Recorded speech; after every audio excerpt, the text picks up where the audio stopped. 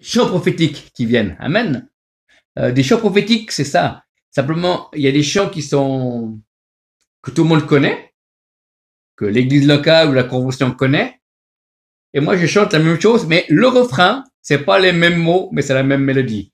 Je reçois en direct des révélations ou des mots que je n'ai pas préparés et je les mets dans le chant et les refrains, quand je les chante, sont différents de ceux de mon frère et de ma sœur parce que eux, ils chantent le chant qu'ils ont appris ou qu'ils lisent les paroles. Et mais moi, j'ai la même mélodie et j'ai les refrains, c'est d'autres paroles qui viennent. Amen. Il y a le chant prophétique. Le chant prophétique, c'est inspiré.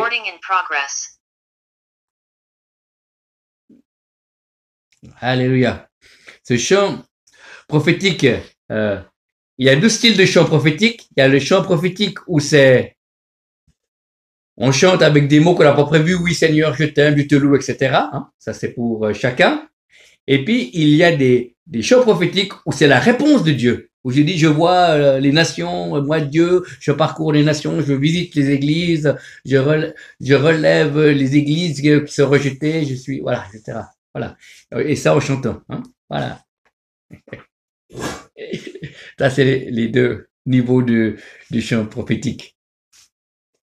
L'interprétation des langues. Quand on est prophète ou prophétesse, on sait qu'à un moment donné, quand des gens parlent en langue, même s'il y a 100 personnes, je sais que j'entends les parler en langue, il y en a un ou deux qui doivent être interprétés. D'autres, c'est magnifique, c'est beau, c'est de Dieu, mais ils n'ont pas besoin d'interpréter.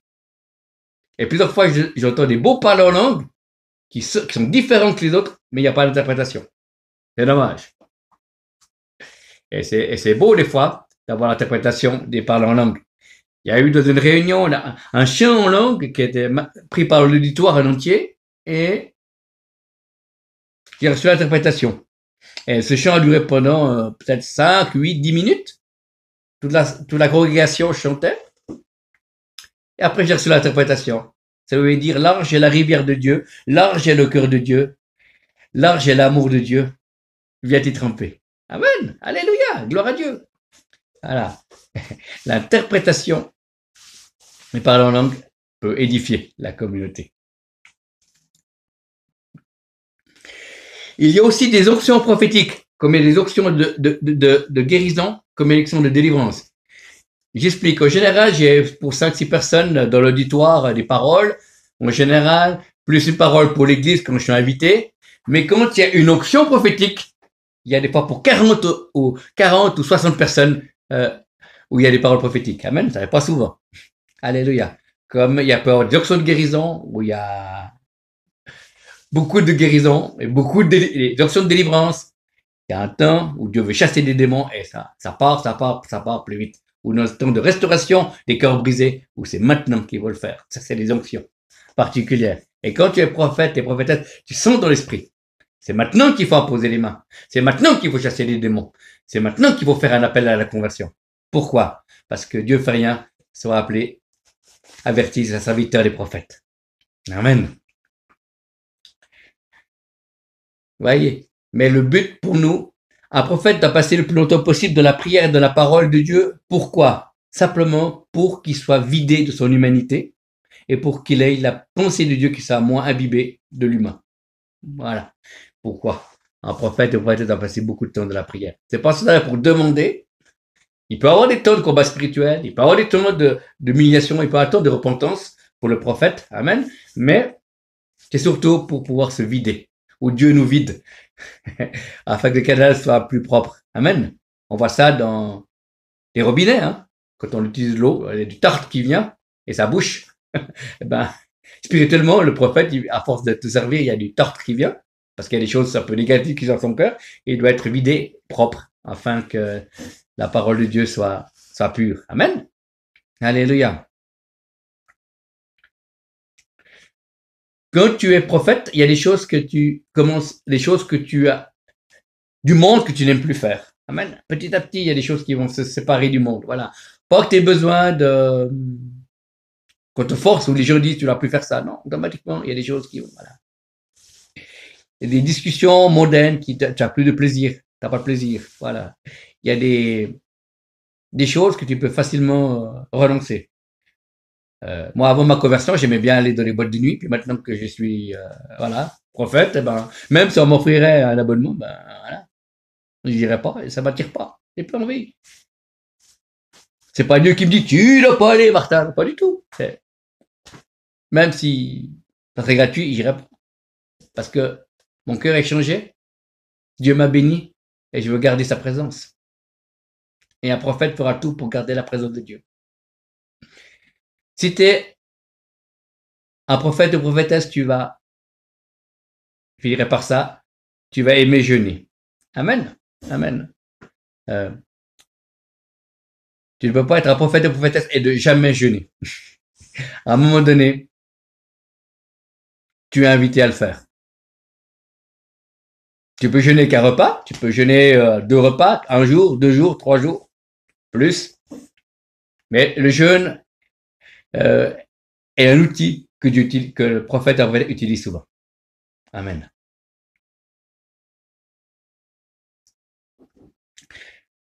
Voilà, merci.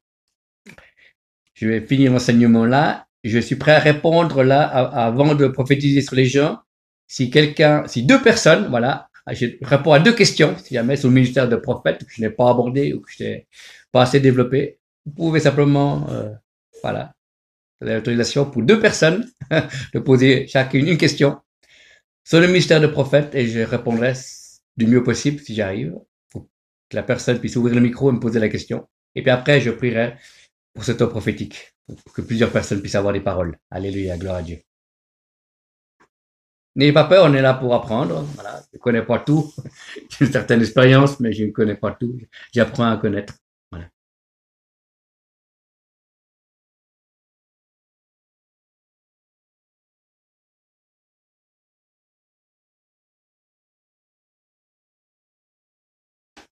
S'il n'y a pas de questions, bah, c'est pas grave.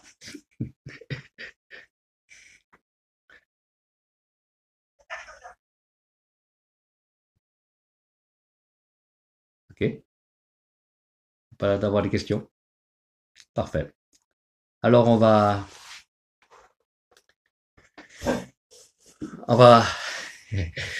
prier. Seigneur, nous libérons l'onction prophétique.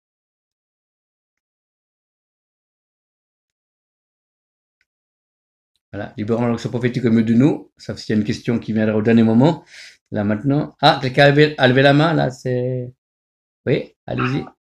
C'est bon, on vous écoute. Alors, vous avez parlé tout à l'heure de paliers, en fait. Vous avez dit que Dieu appelait et après il y a confirmation et vous avez parlé de paliers. Est-ce que pendant les paliers que vous avez fait avec chaque ministère, est-ce que est-ce que dans les paliers, il y a eu des temps où vous avez été guéri ou que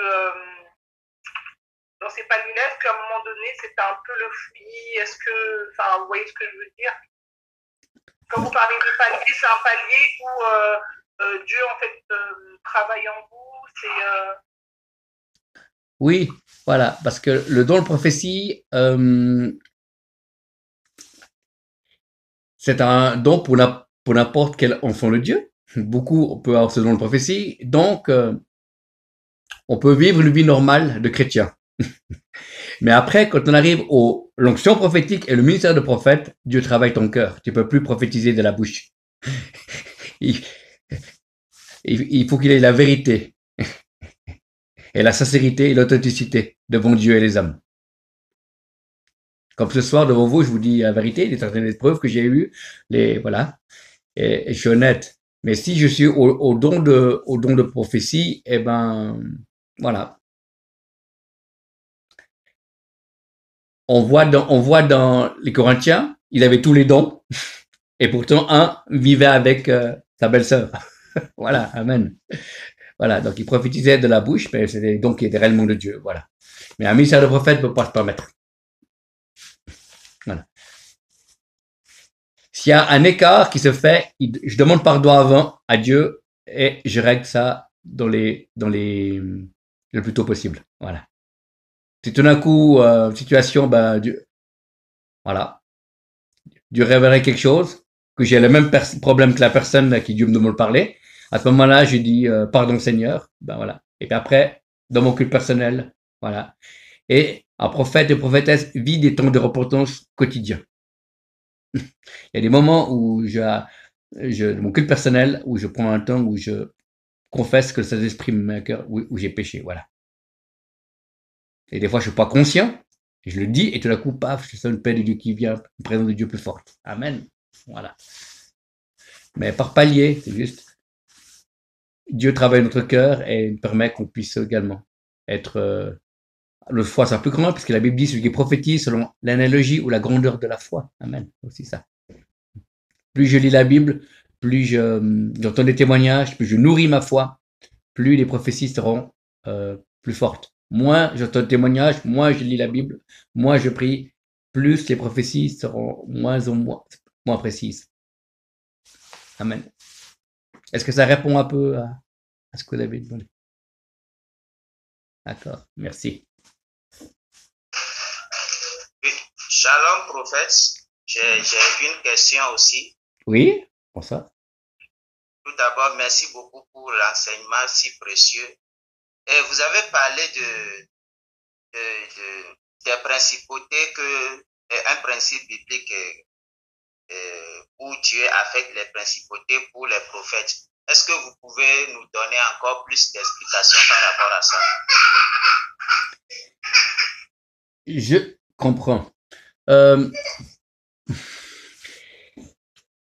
Il y a un homme de Dieu qui a vécu, qui n'était pas prophète, mais qui était évangéliste dans les années 1912. C'était Smith Whittleford, un anglais.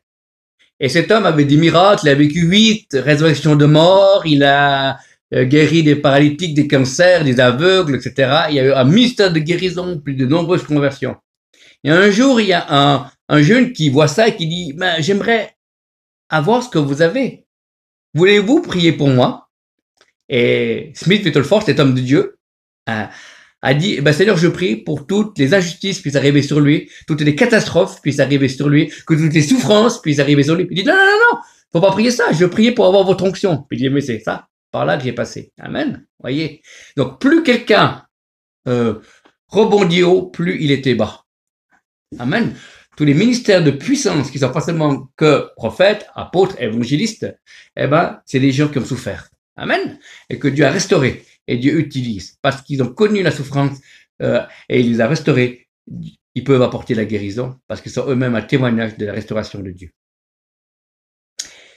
Voilà, c'est un mystère. Hein. Pourquoi? On voit l'exemple de la vie de Joseph, hein, tous les injustices, mis en prison, chez Potiphar, accusé de viol qu'il n'a pas commis, etc. On voit les tas d'injustices que Joseph, ben oui, parce qu'il y a une puissance secrète qui est cachée, qui est appelée pour faire souffrir Joseph, pour qu'à la fin, il réussisse à rentrer, être le numéro 2 de Pharaon, sans avoir l'orgueil, et qu'il a pu pardonner à ses frères. Amen.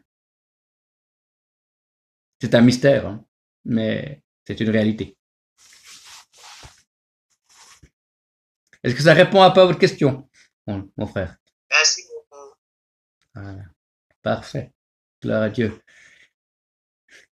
Puisqu'on n'est jamais 203, c'est encore une dernière question, après je prierai pour les gens.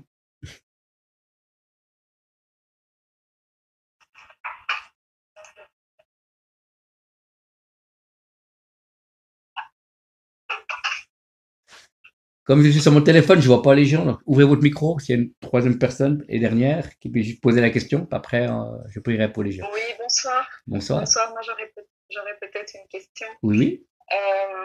Concernant pas vraiment le prophétique, mais par rapport au verset que vous avez donné pour les vaccins. Est-ce que vous avez reçu? En fait, ça m'aurait intéressé de les avoir pour les relire, s'il vous plaît. Alors d'accord. Alors, moi, j'ai pas la référence là, parce que je les connais, parce que je les ai reçus comme ça quand Dieu me donne les versets, il me donne pas les références, ça. Voilà. Parce qu'il y a les concordances, qui existent. Alors, les versets que j'ai reçus, je crois que c'est 1 Pierre, où c'est marqué, approchez-vous de moi, pierre vivante, rejetée par les hommes, et combien précieuse devant Dieu. Voilà. Okay. Le deuxième verset, c'est ne pas tenter Dieu. Voilà, c'est Jésus, la tentation dans le désert, hein. Il dira, change tes pierres en pain, puis il dit non. Et il est écrit, tu ne tenteras pas le Seigneur ton Dieu. Voilà. Voilà. Et on sait que ces choses-là sont négatives, donc voilà, on va pas dire je vais vacciner, Dieu enlève-moi les effets secondaires. Voilà. Et troisième, le verset qui dit tout m'est permis, mais je me laisserai assujettir ou rendre esclave par rien. C'est Paul qui dit ça. Voilà. C'est ce que j'ai reçu quand j'ai posé la question au Seigneur. Voilà. Merci beaucoup. Merci beaucoup. Gloire à Dieu. Alors, on va prier pour plusieurs personnes. Voilà. Alors, vous êtes Marie Despas de Belgique? Parfait. Alors, on va commencer par vous. Allez, Seigneur, merci pour Marie. Merci, Seigneur, de la bénir, de continuer ton œuvre dans sa vie, dans le nom de Jésus, Seigneur. Merci de répandre sur elle ton feu dans le nom de Jésus. Le Seigneur dit, ne crains pas, ma main est sur toi, c'est moi qui t'ai choisi, c'est moi qui t'ai appelé, c'est moi qui transforme ton cœur, tu vas avancer de gloire en gloire. Le Seigneur dit, j'ai vu ton cœur, tes offrandes et tes prières sont montées à Dieu ou est agréable à Dieu. Le Seigneur dit, je mets aucun fardeau sur tes épaules, tu dis simplement que tu sois libre de me louer, que tu sois libre de danser dans ma présence, que tu sois libre, ne crains pas le regard des hommes, crains simplement de me déplaire. Le Seigneur dit, je t'aime, je connais tout de toi, fais de l'éternel tes délices, il te donnera ton cœur désir. N'appuie pas sa propre sagesse. Le Seigneur dit, je suis celui qui a ton présent et ton futur dans mes mains. Alors n'aie pas peur, va de l'avant. N'aie pas peur, je suis avec toi. Ne recherche pas des grandes choses. Recherche des grands moments passés dans ma présence. Moi, je t'ouvre mon cœur. Viens dans ma présence, ma fille, ma colombe, ma bien-aimée, parce que c'est moi qui t'ai choisi. Je t'aime et tu es à moi pour l'éternité, te dit le Seigneur. Amen. Amen, amen. Merci. Amen, alléluia. Super, gloire à Dieu.